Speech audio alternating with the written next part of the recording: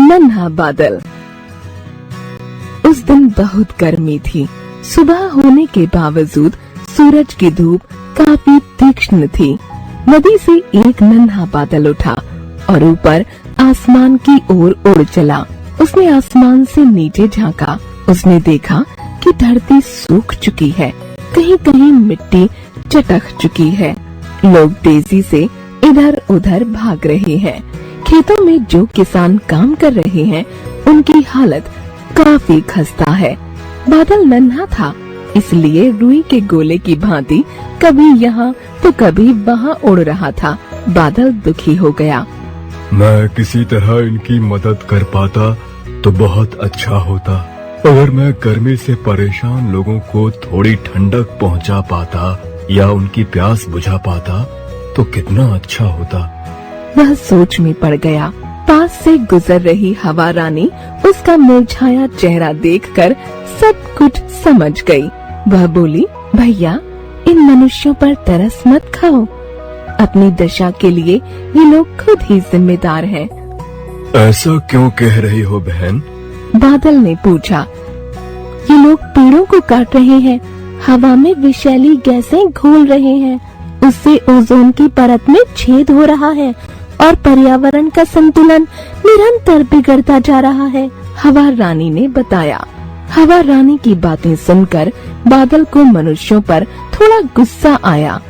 वह मनुष्यों को उनके हाल पर छोड़कर पहाड़ों की ओर उड़ चला। जैसे जैसे दिन चढ़ता गया, बादल का आकार भी बढ़ने लगा, लेकिन गर्मी भी बढ़ती गई। इतनी बढ़ गई कि ज्यादा धूप में रहने से लोगों की तबीयत खराब होने लगी।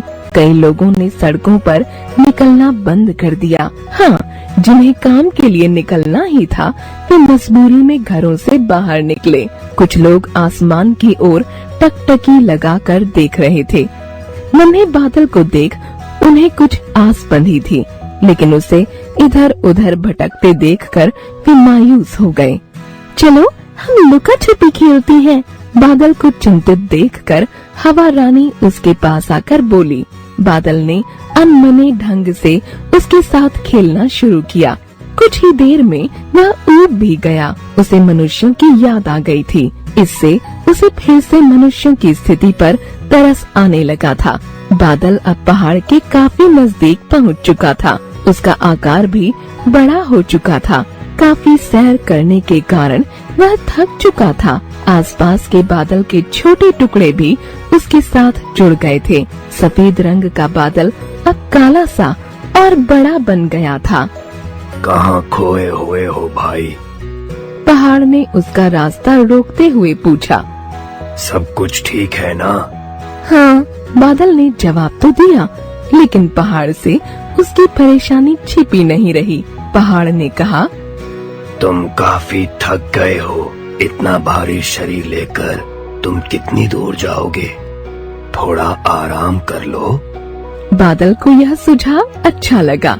इतने में काले बादल का एक बड़ा सा टुकड़ा उसके पास आया और उससे टकरा गया। दोनों के टकराते ही बिजली चमकने लगी। नन्हा बादल गरजने लगा। वह इतना काला हो चुका था कि अब वह अपने अंदर भरे पानी के कणों का बोझ नहीं उठा पा रहा था। पानी के वे कण बारिश की बूंदें बनकर नीचे गिरने लगे। टप टप टप। अचानक गर्म धरती पर बारिश की बूंदें पड़ी तो भीनी भीनी सी महक फैल गई। फिर तेज बारिश होने लगी। बीच बीच में बिजली चमकने लगी और बादल गरजने लगे।